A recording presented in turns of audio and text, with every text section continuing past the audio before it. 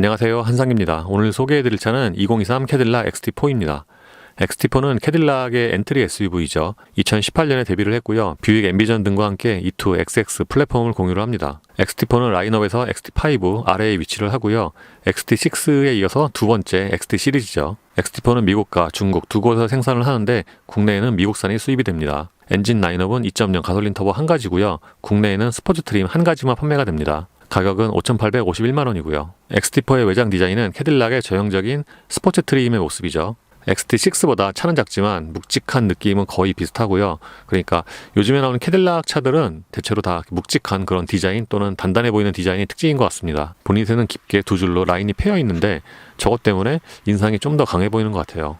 그리고 최근에 다른 캐딜락처럼 방향지등은 세로 타입이에요. 이것 때문에 정면에서 보면은 실제 차 폭보다 약간 좀 좁게 보일 수도 있습니다. XT4가 큰 차는 아니지만 전장에 비해서 전고가 약간 좀 높게 보여서 그것 때문에 실제보다 좀 더 크게 다가오는 것 같아요. 반면에 옆에서 보면은 비슷한 사이즈의 다른 SUV에 비해서 무게중심이 조금 더 낮아 보이고요. 그리고 앞뒤의 오버행도 꽤 짧게 설정을 했습니다. 테일램프의 디자인 역시도 앞쪽처럼 세로형 타입이고요. 반면에 다른 차들에 비하면은 저 테일램프의 위치 자체가 좀 높습니다. 그래서 멀리서 봐도 좀 눈에 잘 띄는 그런 디자인이고요. 그리고 보통 미국 차들 보면은 측면에 차명이 붙는 경우가 많은데 XT4는 이 트렁크에 차명 레터링이 붙었습니다. 그리고 특징 중에 하나는 머플러인데 앞바퀴 굴림 베이스의 4기통 엔진으로는 좀 드물게 머플러를 양쪽으로 뽑았어요. 특히 요즘에는 머플러 장식도 많잖아요. 그걸 생각을 하면은 그 머플러 디자인에 조금 더 신경을 쓴 것 같고요. 특히 실제 머플러보다는 저 머플러 팁이 구경이 좀 커서 저거만 보면은 약간 좀 고성능처럼 보입니다. 그리고 에스컬레이드처럼 야간에 왼쪽 머플러 하단에 바닥을 비추는 캐딜락 로고 조명도 있습니다. 타이어는 컨티넨탈의 프로 컨택트 TX, 사이즈는 245에 45R20입니다. 그러니까 이 차의 사이즈라든가 엔진의 출력을 생각을 하면은 요 20인치 타이어는 좀 큰 느낌이 있죠. 참고로 이 타이어의 트레드 웨어는 500이고요. 이 차가 대략 이코녹스 사이즈인데 그래서 실내 전체적인 공간도 이코녹스랑 비슷해요. 근데 캐딜락답게 실내 내장재 자체가 전체적으로 더 좋습니다. 예를 들어서 대시보드에는 보통 좀 딱딱한 그런 우레탄이 적용이 되는데 이 XT4는 대시보드에 약간 좀 두꺼운 가죽이 적용이 됐습니다. 실제로 만져보면 약간 좀 푹신해요. 그리고 차 사이즈 대비하면 대시보드의 넓이도 좀 넓은 편이고요. 그리고 이 차가 스포츠 트림에서 실내는 일부 장식이 조금 다른데 대시보드와 도어 트림에는 카본이 적용이 되는데 그 면적이 아주 그렇게 넓진 않습니다. 미국 차들 시승할 때마다 모니터가 대체로 좀 작다고 말씀드렸는데 이 XT4 역시도 8인치예요. 그러니까 요즘에 다른 차들과 비교해서도 전체적인 사이즈가 좀 작고 그리고 보통은 운전자 쪽으로 약간 좀 틀어져 있는데 모니터가 이 차는 거의 정면을 보고 있습니다. 근데 위치 자체는 좋아요. 위치가 메리평이지만 거의 돌출형처럼 약간 좀 위로 올라가 있거든요. 그리고 시트 포지션이 좀 낮기 때문에 눈높이와는 뭐 거의 맞습니다. 그리고 이 모니터는 대시보드 쪽으로 살짝 누워있는 게 특징이고요.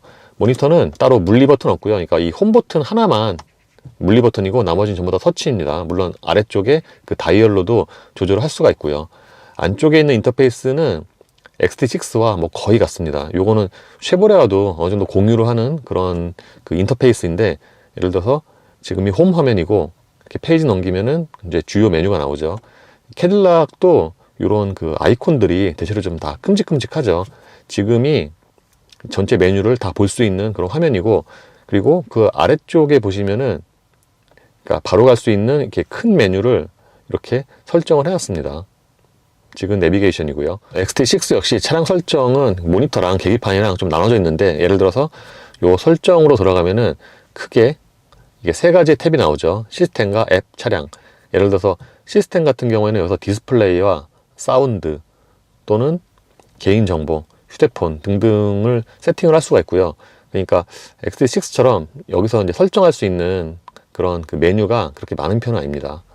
그리고 앱으로 들어가면은 그러니까 안드로이드 오토와 애플 카플레이가 지원이 되고요.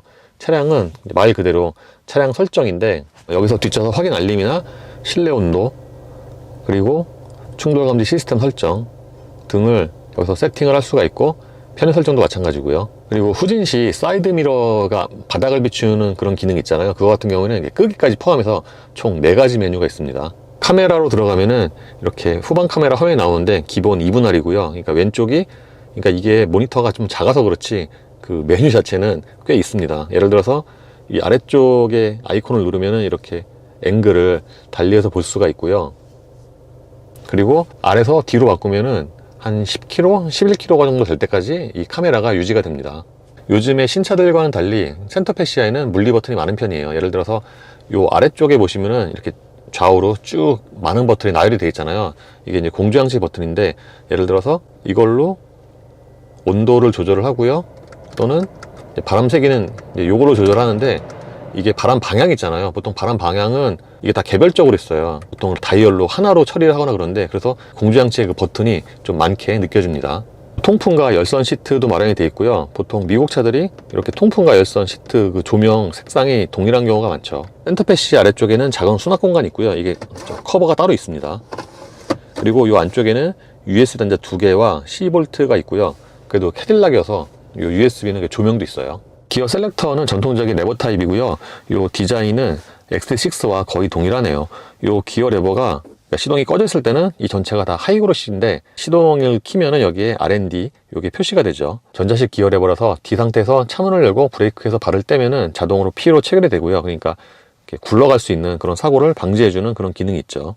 그리고 그 뒤쪽에는 오디오 볼륨과 모니터 컨트롤러가 있는데, 이 디자인도 XT6와 동일합니다. 그러니까 이거를 움직여서 메뉴를 이동하고 선택할 수가 있고요. 자주 가는 메뉴니까 뒤로 가기, 전화, 오디오, 내비게이션, 요 4개의 버튼이 그 양쪽 사방에 있죠. 그리고 컵홀더는 기어 레버 바로 옆에 있는데, 그러니까 위치가 참 좋습니다. 반면에 여기에는 따로 이렇게 물건을 잡아줄 수 있는 날개는 없고요.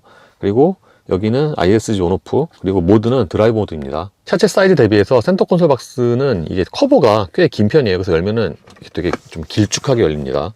그리고 XT6처럼 무선 충전 패드도 이렇게 놓는 방식이고요. 센터 콘솔 박스의 용량은 차 사이즈 생각을 하면은 적당한 것 같습니다. 이게 폭은 좁은데 그 밑으로 좀 깊고요. 여기에는 C볼트가 있습니다. XT4에도 디지털 룸미러가 적용이 되어 있습니다. 이 상태에서 이 레버를 이렇게 젖히면은 디지털로 전환이 되고요.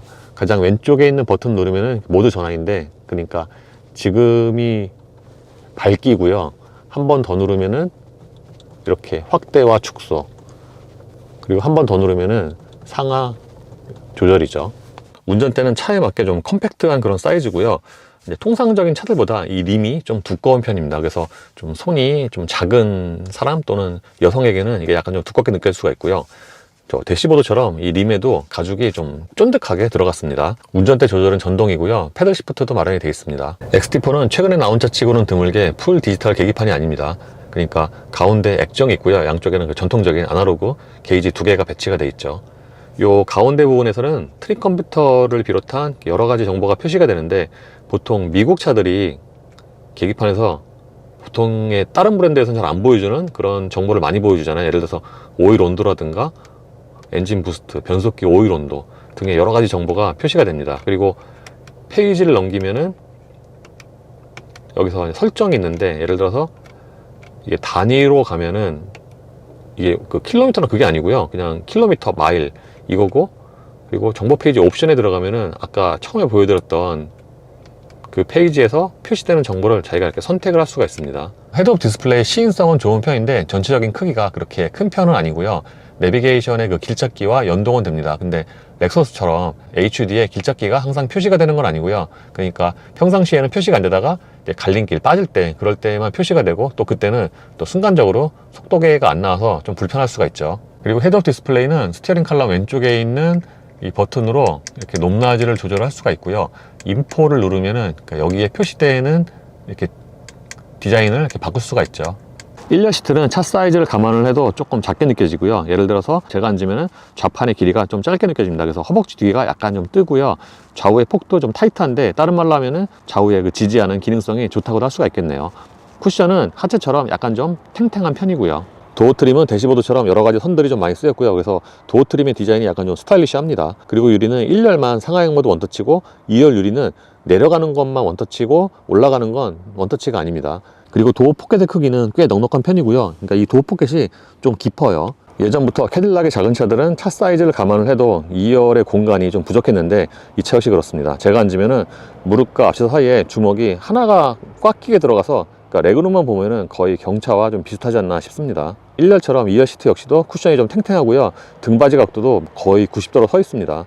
반면에 헤드룸은 좀 여유가 있고요. 그래서 종합적으로 보면은 2열의 거주성은 좀 패밀리카로 쓰기에는 부족하다고 할 수가 있겠네요. 반면에 1열 시트 아래쪽의 공간은 좀 여유가 있습니다. 이렇게 신발을 넣으면은 이 신발이 약간 좀 두꺼운 편인데 이렇게 상하에 공간에 여유가 있고, 다른 차와 좀 다른 거는 그러니까 2열 바닥보다 그 1열 시트 아래쪽이 더 깊어요. 그래서 더 공간에 여유가 있게 느껴지는 것 같습니다.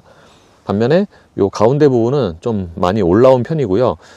아까 말씀을 드린 것처럼 이 2열 시트가 1열보다 당연히 더 짧죠. 그래서 성인이 앉으면은 이쪽에 그 공간이 조금 남아요. 그리고 2열 승객을 위해서는 여기에 작은 송풍구가 마련이 되어 있고요.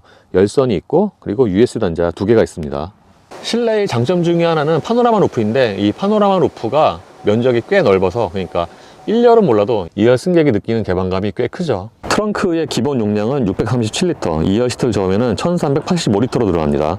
그러니까 기본 트렁크 용량이 꽤 괜찮은 편이죠. 이게 다른 차보다 상하가 더 길어요. 그리고 트렁크 바닥을 들어 올리면 여기에는 큰 용량의 추가적인 수납 공간이 있고요. 다른 차와는 다르게 보통은 트렁크 양쪽에 이렇게 그물로 된 수납 공간이 있잖아요. 근데 이 차는 양쪽 모두에 이렇게 없어요. 이렇게 2열 시트를 저으면 큰 공간이 생기죠. 차 자체가 작아서 절대적인 용량이 큰 건 아닌데, 트렁크부터 2열 시트까지 완전히 평평하게 이어지기 때문에 그런 면에서는 좀 활용성이 좋은 것 같습니다. 그리고 확실히 캐딜락답게 트렁크까지 전체적인 소재가 괜찮은 편입니다.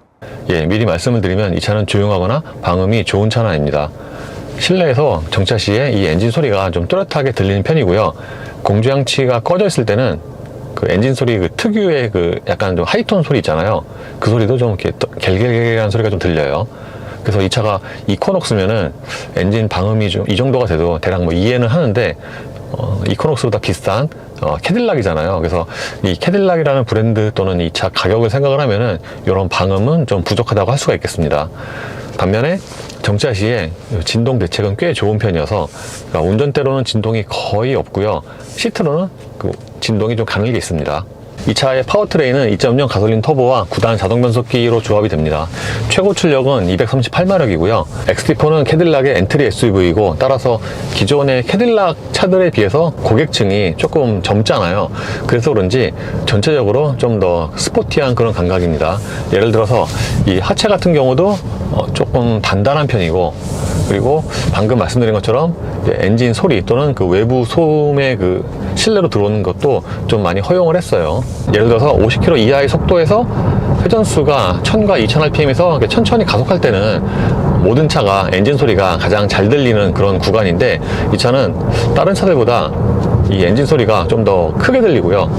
물론 이게 좋게 얘기하면은 좀 우렁찬 그런 엔진 소리라고도 표현할 수가 있는데, 전체적으로 볼륨이 좀 큽니다.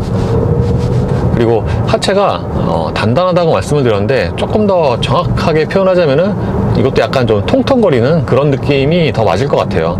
그러니까 컴포트한 서스펜션과는 약간 좀 거리가 있고요. 기본적으로 이륜 일반 모드에서도 하체가 좀 약간 좀 통통 튀는 그런 느낌입니다. 그래서 좋게 얘기하면은 이코녹스의 업그레이드 버전이고요. 이렇게 천천히 가속을 할 때는 페달이나 요 아래쪽에서 그 약간 좀 가는 떨림이 있어요. 그러니까 보통 이렇게 천천히 가속 페달 밟잖아요. 이럴 때 그 떨림이 밑에서 좀 전달이 됩니다. 전체적으로 방음이 좋은 차는 아니라고 말씀을 드렸는데, 예를 들어서 이렇게 90 정도의 속도로 콘크리트를 달리면은 타이어 소음이 생각보다는 좀 큰 편이죠. 그리고 이따가 말씀을 드리겠지만 고속에서는 다른 차들에 대비해서 그 바람 소리가 조금 더 일찍 발생이 되는 편이고요. XT4가 기존의 캐딜락과 조금 다른 게 있는데, 주행 감각에서, 그러니까 기존의 캐딜락 같은 경우에는 뭐 차가 굉장히 빠르다거나 또는 민첩하다거나 그렇진 않아도 좀 전체적으로 좀 이렇게 묵직한 그런 감각이 있었거든요. 그게 주행에서의 장점 중 하나고. 근데 이 XT4는 방금 말씀드렸던 그런 장점이 좀 많이 희석이 되어 있습니다. 그러니까 다른 말로 하면은 이게 좀 전체적으로 좀 가벼워요. 보통 차 운전할 때 가볍다라고 하면은 보통 이제 장점 쪽인데, 제가 지금 말씀드리는 차가 좀 가볍다는 좀 안 좋은 쪽에 가깝습니다.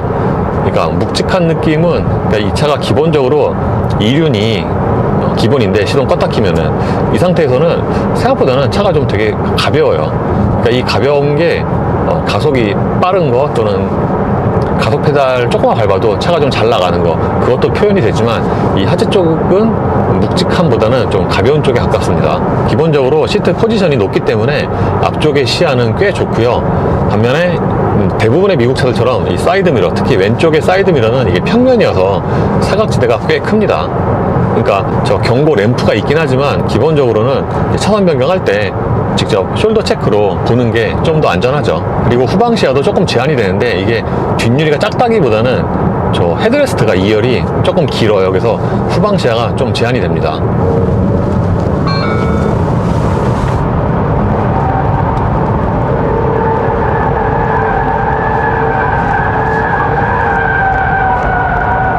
지금은 타이어 소리가 굉장히 많이 나서 그렇지 실제로 속도가 그렇게 빠르진 않아요. 그리고 하체가 약간 좀 단단한 편이라고 말씀을 드렸는데, 그에 반해 확실히 이제 SUV 같은 경우에는 일반적인 승용차보다 내리막에서는 차가 앞쪽으로 조금 더 많이 기울고요.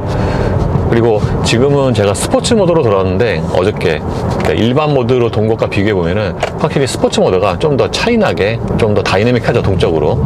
그러니까 일반 이륜 같은 경우에는 회전할 때 보통 미국 차들이 ESC 제어가 들어오면은 한 번에 좀 콱 하고 잡는 그런 경우가 많은데, 이 차는 그거보다는 좀 덜하지만 확실히 사륜보다는 이륜이 좀 더 ESC 제어가 좀 늦게 들어오죠. 그리고 이 차는 이륜과 투어죠. 사륜 그리고 스포츠에 따라서 이제 댐핑도 조금씩 달라지긴 하지만 뭔가 그 주행 느낌 자체도 좀 달라져요. 제가 아까 전체적으로 좀 가볍다라고 말씀을 드린 거는 이제 투어, 이륜 사양이고요. 그러니까 그게 하체가 조금 가볍게 느껴지기도 하지만 그게 결정적으로는 이 운전대 중심 부분이 유격이 조금 뭐라 그럴까 좀 가볍다고 해야 되나 그렇거든요. 근데 사륜으로 하면은 이제 그런 부분이 좀 줄어들기 때문에 그것 때문에 좀 더 묵직하다고 느끼는 것 같아요.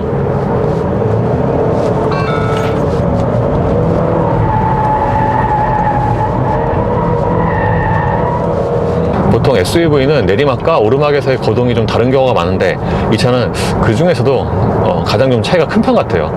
제가 방금 내리막에서는 타이어 소리는 많이 나지 속도 자체가 그렇게 높지 않다고 말씀을 드렸는데, 방금 같은 오르막에서는 최근에 타본 요급의 SUV 중에서는 굉장히 드물게 또 세 자릿수가 나오고요. 그리고 방금은 이륜으로 돌았는데도 불구하고 생각보다는 그 바깥쪽으로 밀려나는 그 언더스티 현상이 꽤 적습니다.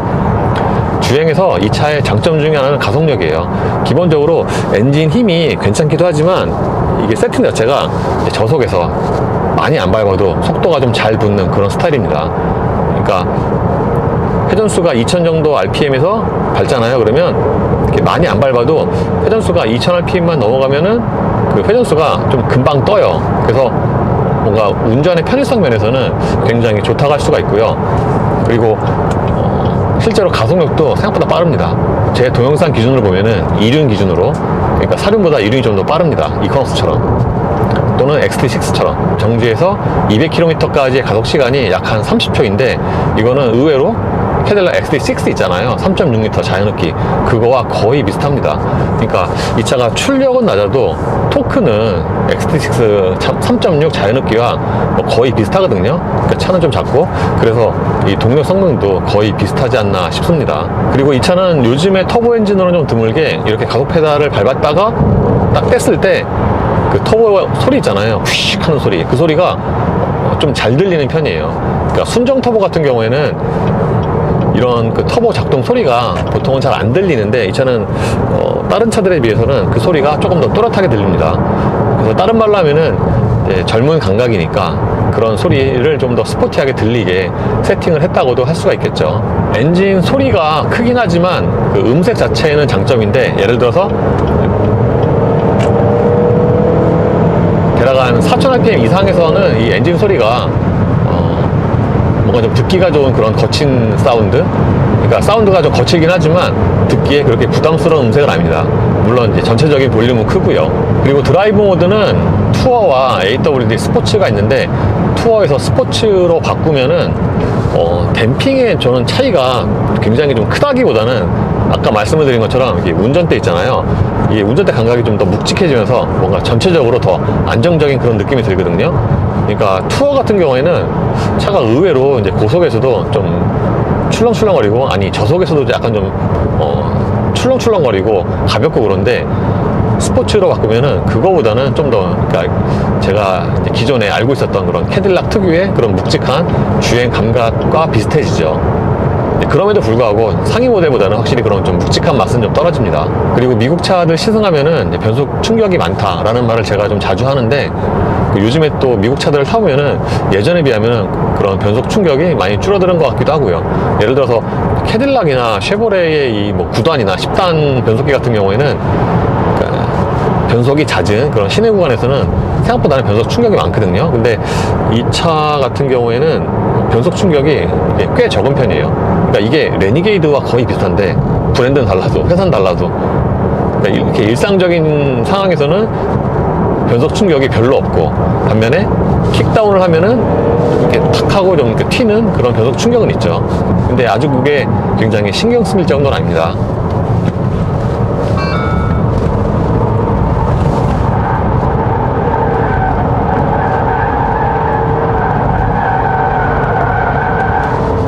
참고로 이 타이어는 스키드미 상당히 크게 나는 편이고요. 내리막 같은 경우도 이게 스포츠로 도니까 훨씬 더 적극적이고 속도도 높게 나오네요. 주행에서의 단점 중 하나는 회전 반경이 큰 건데, 이것도 저 이코녹스와 거의 비슷합니다. 제가 이코녹스 시승할 때 이 차가 차 사이즈 대비해서 회전 반경이 크다고 말씀을 드렸는데 이 차도 그래요. 예를 들어서 이렇게 3차로 도로에서 끝까지 돌리고 돌잖아요. 그럼 거의 꽉 차게 돌죠. 그래서 제가 그 체크하는 거에서 보니까 이게 저 신형 레인지로버 스포츠 리어에 스티어링 없는 그거보다도 더 회전 반경이 커요.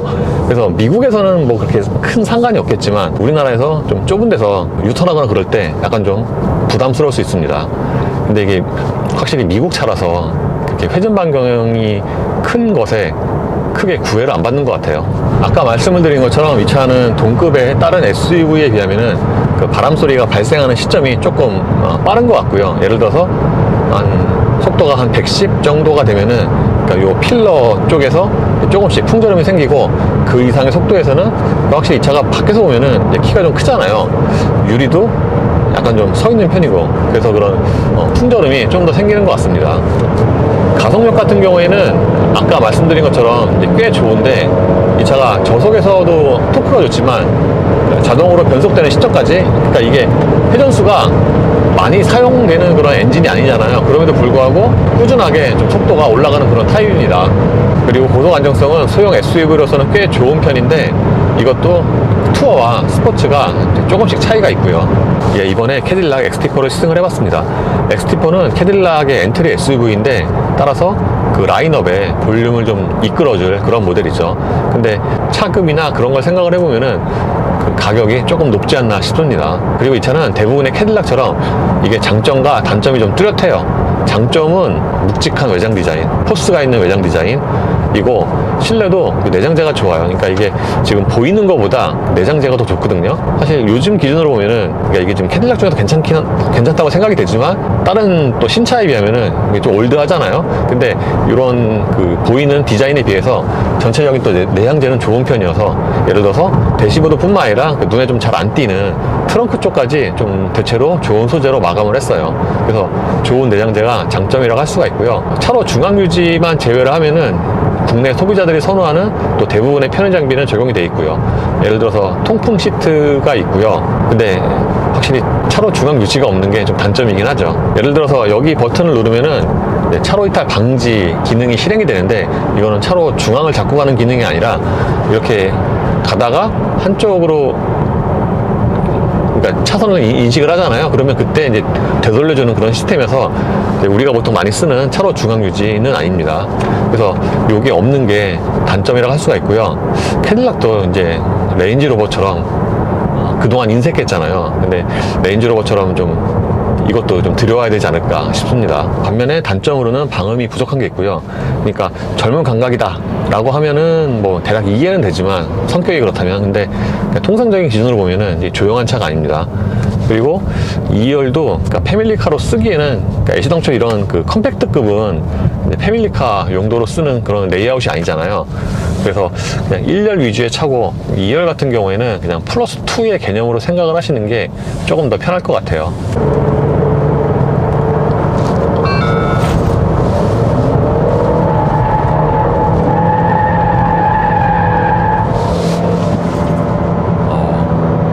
이 차는 근데 저 스포츠로 도니까 방금 내리막에서 속도가 정말 높게 나오네요. 야, 요즘 타본 이 소형 SUV 중에서 저 방금 회전할 때 속도가 가장 높게 나오는데요. 보통 이 정도까지 속도가 잘 안 나오는데. 그래서 장점은 회전 성능이 있고요. 단점은 보편적이지 않은 승차감이 있습니다. 그래서 아까 말씀드린 것처럼 이 차는 이렇게 장점과 단점이 좀 뚜렷해요. 그래서 외장에서 보이는 것처럼 뭔가 그 남자의 차, 남자 취향의 차라고도 할 수가 있겠네요. 그리고 결정적으로 이 차가 가격이 비쌉니다. 차 가격이 좀 다소 높은 느낌이 있고, 따라서 좀 할인이 있어야 좀 선택을 할 수 있지 않을까. 왜냐하면은 5,800이면은 보통 우리나라 그 지금 시장에서 4,000에서 6,000 사이가 좀 굉장히 치열하잖아요. 그래서 선택할 수 있는 그런 옵션들이 되게 많단 말이에요. 그래서 그걸 생각을 하면은 이제 가격이 좀 다소 높은 게 단점이라고 하겠습니다. 예, 이로써 2023 캐딜락 XT4의 시승을 마치겠습니다. 감사합니다.